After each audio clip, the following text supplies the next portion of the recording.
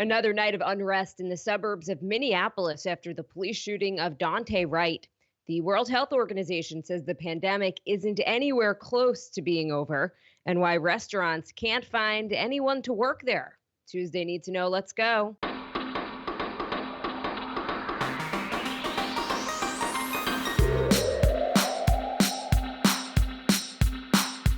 Good morning. This is Cheddar's Need to Know podcast for Tuesday, April 13th. I am Jill Wagner with Carlo Versano. Good morning, Carlo. Good Tuesday, Jill. How are you today? I'm okay. How's it going? It's good. Whoa, I upset some folks yesterday. Sorry about that.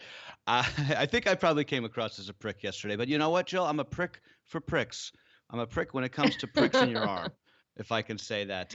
You know why I love our audience, though, is because a lot of people wrote in to disagree and to sort of share their experience with the vaccine and why they may not be getting it. Every single person who wrote in had a very thoughtful response. Now, I don't agree with them. I think not getting vaccinated is selfish, but everybody had their reasoning, and I really respect that everybody who did write in to talk about this, because this is something that a lot of people aren't talking about in the media. I think not having these debates and no one's really listening to each other. So I just, I love our audience, and I just wanted to say thank you to everybody who wrote in. Also, we had some issues with our email, so it's possible that if you wrote in a few days ago, we never wrote back. Those issues have been fixed, but something happened where the emails were going to who knows where, but not our inbox. Where were they going? They must I don't know. exist somewhere. This is what I don't understand about email. I know. Sometimes I'll write an email and the person will be like, "I just didn't get that," and it won't be in your spam folder. It'll just be in some, no one knows, right? All right, Carlo, we are getting a little bit more information about what happened during that traffic stop over the weekend that led to the death of 20-year-old Deonte Wright outside of Minneapolis on Sunday. So Wright was driving with his girlfriend over to his older brother's house. When police pulled him over for an expired tag, they checked his license and they learned that he had an outstanding warrant for possessing a gun without a permit. So they tried to handcuff him while he was standing outside of his car. Now, in this case, the police have released the body cam footage. You can hear an officer warning that she was going to taser Wright. She shouted, "Taser, taser, taser," fired a shot, and then the officer is heard screaming, "Holy bleep, I just shot him." The police chief says now that Wright's death is the result of an accidental discharge. Apparently, again, this officer, who is a 26-year veteran of the force, she thought that she was firing a taser, but actually shot a real gun. She has now been placed on leave. Incredible. I don't know what else to say, Carlo. I thought that the predicate for that stop was that he had air fresheners hanging from his window. Were we mistaken about that? A bunch of people wrote in. That's Sorry, what go ahead, I'm not sure. I mean, I think according to reports that I read, it was an expired tag but perhaps he also had air fresheners from his. Well, the air fresheners, I bring that up just because a bunch of people wrote in to talk about how apparently it is illegal to have air fresheners hanging from your rearview mirror in some states. I don't know about Minnesota, but in New York, it is illegal. It's like window tints, right? It's one of those laws that gives cops kind of like a reason to pull somebody over. Probably one of those laws that we should do away with. But putting that aside, I mean, what do you say about this, right? I mean, even if it is true that she was trying to reach for her taser, which is on the other side of her belt, right? I mean, I don't know. Like, is that supposed to make you feel better? Like, it doesn't seem like she was very well trained. Like, how do you make that kind of mistake? I don't know. But meanwhile, Jill, obviously this happening 10 miles away from the Derek Chauvin trial, the judge in that trial rejecting the defense's request to have the jury immediately sequestered just due to this shooting, which happened so close, and the theory being that it could conceivably influence jurors as they're trying to hear this case impartially. So that's not happening. They're not being sequestered. The defense is expected to start calling witnesses today.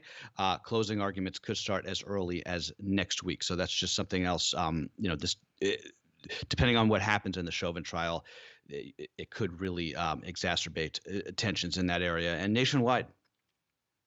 Meanwhile, an update on that other related story we mentioned yesterday. A police officer in Windsor, Virginia, has now been fired over a traffic stop last year. in which the officer pointed his gun and pepper sprayed an active duty Black Army lieutenant who was refusing to get out of his car. Lieutenant Karen Nazario now suing the police department over the stop. It happened back in December. The body cam video didn't surface, though, until last week. And now the state attorney general is launching an investigation. So that happened in December. We didn't get the video until the other day, and that's the point at which this guy was fired. So they had the police had this. They knew what happened, and they didn't do anything until the video went viral, which is often the case in these stories. Interestingly, I think I said that this happened in North Carolina yesterday, by the way. So apologies for that. It was in Virginia, but all of these cases, Jill. It's like. I think we talked about this after I don't even remember what, but another police shooting last year. But like one of my long held beliefs is that police departments in America, we just do way too many traffic stops. I mean, think about how many of these police shootings start with a traffic stop that then escalated. Now, it usually escalated because the person being stopped resisted in some way, but that doesn't mean that they should pay for that with their lives, which is way too often what happens here. I think that there should be like some sort of unarmed separate unit in police departments that does traffic enforcement, especially with all the technology we have these days. I mean, even if someone tries to like get away, like, if they're not going to get a ticket from an unarmed cop and they just drive away, like, all right, track them, right? I mean, like, how hard is it to track a car these days? And I'm sure that police would like that too. I don't think any cop joins the force so that they can hand out moving violations for air fresheners on their window or window tints. I'm sure that they would be happy not to do so many of these stops. And the ones who aren't, probably the bad apples that probably shouldn't be on the force, right? Switching gears here, Carlo, the World Health Organization says the pandemic is growing at an exponential rate of 4.4 million new cases a week worldwide, driven by a virus that is, quote, stronger and faster than it's been at any point so far. Vaccines are beating it back in countries with high penetration like the US and the UK, but others like Brazil and India are in dire shape. In Brazil, less than 3% of the population is fully vaccinated, and they are seeing record daily deaths. In the U.S., the CDC chief saying Michigan needs to shut things down. It is now ground zero of the outbreak in this country, and they are still not going to surge vaccines to Michigan regardless. It's crazy to me that we're not doing that, isn't it? I've heard from some listeners who say that it's not like it's that easy to get a vaccine in Michigan right now. So I don't know where are the FEMA tents in like Lion Stadium? I don't understand why we're not taking it more seriously instead of just being like, okay, we got to lock down again. Like, let's get some shots in arms, right? I mean, Walensky, the CDC director, she says it's too late now because it takes so long for the vaccines to make an impact. It takes a few weeks, obviously, for them to be show their full efficacy. That still seems like sort of a lame excuse to me. But if you take out she's right. Yeah. I just want to say she's right. Sure. But they've been asking for more vaccines for at least 2 weeks. So that excuse doesn't really hold water. However, I think that this is such a big problem. It isn't just vaccines that are going to solve it. You do the vaccine, you surge vaccines there, especially given the fact that we know that there are parts of this country where cases are not really bad and where they're having a hard time finding people to even, fill those appointments. Yeah. But then you also do, unfortunately, need to shut things down again. Like it's a multi-pronged approach. I'm not sure why it's not an either or here. Yeah, no, I think you're right about that. And look, if you take out Michigan, which you can't do, obviously, but if you just did, for argument's sake, the country is actually looking pretty good right now, including in New York, where the metrics are now leveling off. I don't know if we're actually going down, but we're no longer going back up in terms of cases in New York. So that is good. And most of the country is getting better. So I just want to make that clear. Before we move on, Jill, just back to the vaccine debate for a second from yesterday.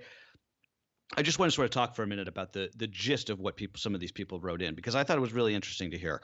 The gist of people's vaccine hesitancy, from what I can tell, is this combination of a few things, right? It's people saying, look, the public health advice from day one has been either confusing or wrong. So why should I believe it now?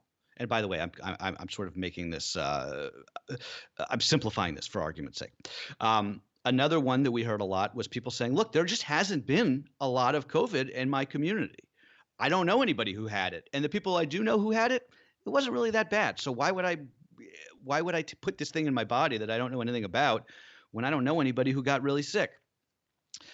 There's also people who wrote in and talked about how they just don't trust the long-term effects of these mRNA vaccines, this new technology. Like, who knows what could happen down the line. So that's a lot of what we heard, and I get all of that. I do. I don't agree with it, but I get where it's coming from. I understand that it's coming from a good place. But I think what's missing from those arguments is sort of this sense of community and patriotism. It's like that old saying about secondhand smoke, like, your right to smoke ends at my nose. I don't know if anyone else has heard that. Maybe that's one of those sayings that only I know. But anyway, that's sort I of would agree. I'm the biggest secondhand smoke. So I've never had a cigarette, and I am so yeah. sensitive to smoke. Like, if somebody's smoking 4 apartments down the hall for me, I smell Right. it, and I have a problem with it. I love that expression. But that's sort of what that's sort of what we're talking about here, right? Like, how many Americans in 1941 would have said, like, look, I'm not going to France to fight the Nazis. Like, fascism isn't a threat to my way of life here. But they did, right? They did it because that's what was called for. And I mean, people like my grandfather shipping out to Europe to go fight fascism, they didn't do it because they wanted to. They did it because it had to get done, and they were going to be the people to do it. And I really don't like using an analogy that includes the Nazis, because I feel like it's just a very lazy way to debate in most situations. But I do feel like this is somewhat analogous, right? The vaccine is kind of the draft. You get it because it's going to help your countrymen and women. It's going to get us out of the predicament that we're in, you know? Yeah, I mean, look, this pandemic has impacted everyone differently, and I was reading a lot Sure. of the emails as well. Um, I have a friend whose father died in early March of last year. I've talked about it here. She's a single Mhm. mom, and she was scared until she got the vaccine. She lived in fear every day because she thought perhaps there was something genetic that caused her father to have such a severe reaction. And if it was genetic, then she has got those same genes. And what would that mean if, God forbid, she got the virus? Again, Sure. she's a single mom. So she did everything possible not to get it. Other people, as have written in, haven't been impacted at all or know anyone really who had a severe case. I think in New York, we've been impacted so much, especially early on, because we didn't know that coronavirus had been Right. circulating for so long. I mean, I know a lot of people who have gotten severely sick. Indirectly, I know a few people who have died. And it's such a cliche, but the problem with this is that we are all in it together. So Right. somehow we need to cut transmission. Okay. So we've proven as a country, we're not going to tolerate any more lockdowns. Like, so we're just not going to do it. Right. Some people Yeah. will, but others won't. And if everyone doesn't do it, it doesn't work. So no one wants, like, that solution isn't on the table for us in America anymore, because Americans Right. on a whole are saying no. So what's the other option? The vaccine, right? Or else Yeah. this doesn't go away. And Right. it's Exactly. with us forever, and it doesn't affect you until it does. Okay. And then Right. you say, eek, um, and this thing is just, it's a pain. Look, I'm home today. Usually I'm at work today because, and Mhm. I will just be honest, my daughter got sent home from school yesterday. As I mentioned yesterday on the podcast, somebody in her school tested positive, a Right. kid, because now we know that this virus is impacting kids more. And until I can get a negative PCR test for her, hopefully she does not have COVID, but I mean, I don't even want to go there. But Yeah. everything's shut down. We are basically now self quarantining because we're waiting to find out what's going on with my daughter. That's not how to live, right? Like, you can't, that is Right. not a sustainable model for anybody for an extended period of time. And we're lucky because she's even in school. There are still so many Right. kids who Yep. are not doing in-person learning. And this is the only argument that I would say. And look, again, with the vaccines, I don't want this to turn into like a vaccine podcast, because it's just, Yeah. that's Right. not what anyone's turning, and no one wants that first thing in the morning. Here's the Right. only thing I'm going to say. If you want to know if you should trust the science, okay, if you're like skeptical on it, the people who understand the science best are the doctors, right? And they, from my experience, are the ones who are lining up to get the Yeah. vaccine. when you look at a hospital and you look at the staff that's been vaccinated and hasn't, the doctors are not the staff that you're trying to convince to get the vaccine. It's you know what I mean? Yeah, That's not it's a the very good point. situation. And I was chatting with my daughter's doctor yesterday, actually. She has 4 kids. She said not only was she lined up to get the vaccine when it was available for her, she actually looked into signing her kids up for the trial for the Pfizer Mhm. vaccine or the Moderna vaccine to when they were testing it on the 12 to 15-year-olds, because she said she has a kid in middle school. That's how much she thinks that it's safe, and Yeah, is it going to be a game changer, and isn't worried about the long-term consequences. So I'll just throw that out there. Again, let's like put the kibosh, I think, on this conversation, because it's just it's heated sure. and it's Yeah, not what anyone wants. But I just wanted to mention. Okay. no, good points. Again, and please write us it. We love reading your comments. So send it over. Need number 2know at cheddar.com. All right, let's switch gears and talk a little economy. When the blockbuster March jobs report was released earlier this month, it included a data point that any restaurant owner in America probably could have told you, that hiring in the food and beverage industry rose by an anemic 176,000 jobs in March, down from 309,000 in February. Now, as more bars and restaurants are lifting capacity restrictions, opening outdoor seating, or reopening entirely, there is now a nationwide shortage of cooks, waiters, bartenders, and other front and back of the house workers, which is not what you would have thought. Well, it's not good. I mean, so almost all restaurant employees in America should be eligible for vaccination by now. So the argument that people are waiting to, they're scared to go back to work. I don't know how much that holds water, just because I mean, every restaurant worker in New York that I know has been vaccinated long weeks ago at this point.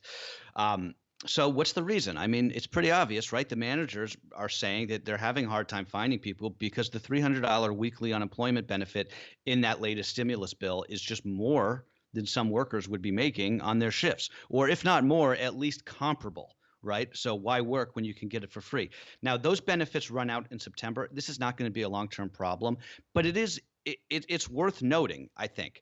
I mean, every other restaurant in Brooklyn right now, if you walk by, just has a help wanted sign in the window. Like, they're trying to get people in. And by the way, I'm not. Those benefits are extremely important and helpful to people. And this is not one of those things that is like has some easy answer to it, but it's just worth noting that there is this effect from all of that money. Those enhanced unemployment benefits, and you're seeing that effect now in the food and beverage industry, especially.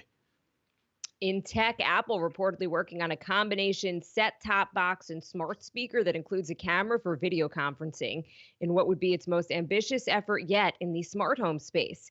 Apple's fallen uncharacteristically behind Amazon and Google when it comes to connected home devices, and is working to catch up as that space continues to grow. Yeah, in addition to this speaker set-top box thing they're working on, they're also working on some sort of speaker with an iPad touchscreen attached. This is according to Bloomberg.